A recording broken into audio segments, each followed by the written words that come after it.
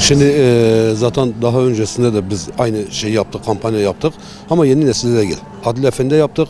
3 gün daha önce yine bir gelir olayımız oldu. O zaman hiçbir masraf çıkartmadık. Hiçbir şey çıkartmadan tüm gelirlerimizi Gazze'ye gönderdik. Tabii bunu gönderirken Umut Kervanı aracılığına gönderdik. Parayı onlara teslim ettik. İnşallah Allah kısmet eder. Burada beklentilerimizden daha yüksek bir beklenti gelir. Çünkü geçen sene yaptığımız beklentiler çok altında geldi. İsteriz ki herkes bu olaya karşı duyarlı olsun. Çünkü Gazze'deki çocuklar bizim çocuklarımız da olabilirdi, bizler de olabilirdik. Neticede orada insanlık katlediliyor. Neticede orada çocuklar katlediliyor. Hayat yok ediliyor. Bunlar bizim elimize düşen görevlerdir. Tek bizler hani Müslümanız, madem Müslümanız diyoruz kendimize, bizler elimizi taşın altına atmalıyız. Bizler elimizi taşın altına attıkça inşallah biz hani bunu yaptık, inşallah bizden sonraki esnaf arkadaşlar da bunun üzerine bir çığır açar. Bizim temel amacımız bir çığırın açılması. Ya da hani gösteriş amaçlı kesinlikle değil.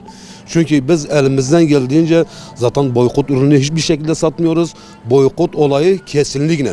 Hem evimizde hem burada boykotu elimizden geldiğince uyguluyoruz ve isteriz ki herkes bu konuda çok böyle dirençli olsun.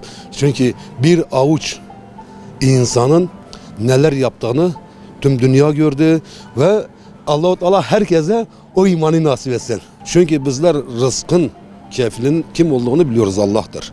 Biz rızkımızı ondan bekliyoruz. Biz burada bunları yaparken bir yudum da su olsa, bir yudum hani içimiz rahatlasın diye yapıyoruz. Ya da mal mülk her şey Allah'ındır.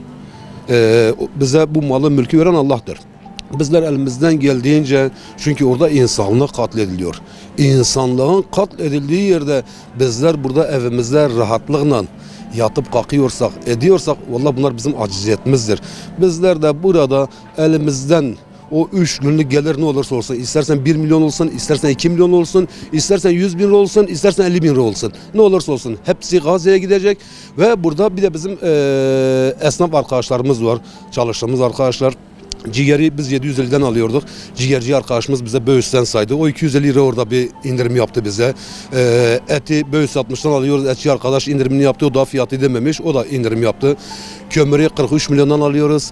Kömürcü arkadaşımız yarı yarı dedi.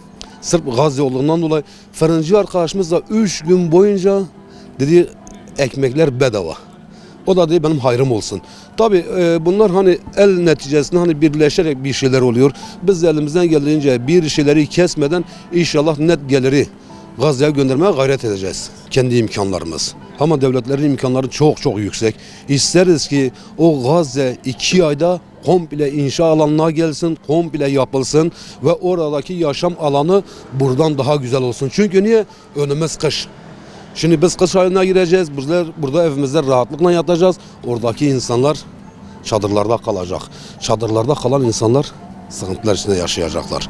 Ve şimdi Allah'a hamdolsun daha yeni hani tırlar girmeye başladı.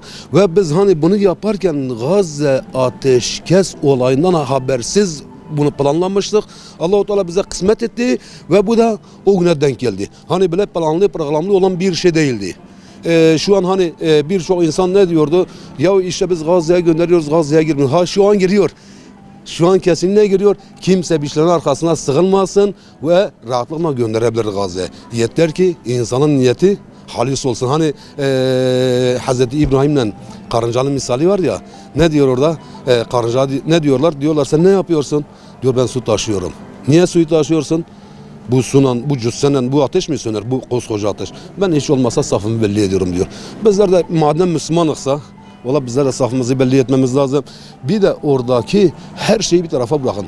Mahzun çocuklar, kadınlar hiçbir zaman böyle bir vahşi terör örgütü, böyle hani şey diyorlar ya dünyada yok be efendim insan hakları. Hani insan haklarınız? Orada çocuklar katledildi, kadınlar katledildi, yaşlılar katledildi. Sizin bu soykırımınız ne? Müslüman olduklarından dolayı mı?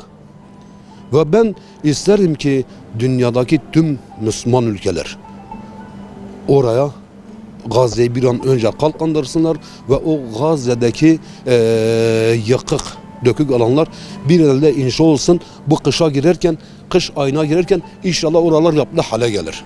Bunu temenni ediyorum. Kampanyamız bugün başladı. 13 ile 15 arası. 13 Ekim ve 15 Ekim arası, yani pazartesi, salı, çarşamba günü kampanyamız sona eriyor. İsteriz ki tüm herkes gelsin. Çünkü burada gelen para bizim cebimize girmeyecek. Çünkü bunu yine Umut Kervanı'na teslim edeceğiz. Ne kadar ciromuz gelmişse, ne kadar para gelmişse bunu komple Umut Kervanı'na teslim edip onlar da Gazze'ye gönderecekler. Bizim elimizden bu kadar geliyor. Elinden imkanı olan insanlar isterim ki daha güzellerini yapsın. Bizim imkanımız bu kadar.